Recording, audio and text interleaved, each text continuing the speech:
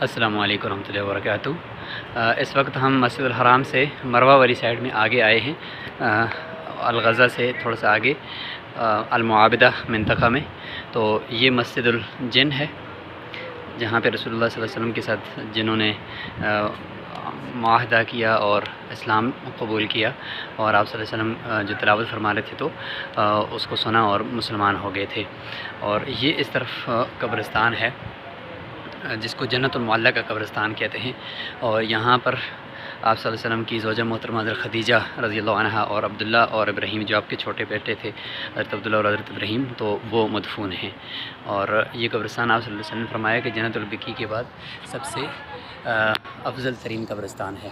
تو اس کے اندر اس طریقے سے یہ قبور کو کیا گیا ہے، اور یہ پورا پیچھے بڑا قبرستان ہے، یہاں سے وہ سائڈ پہ لے کر سارے کو قبرستان ہی ہے جنت المعلیٰ کا۔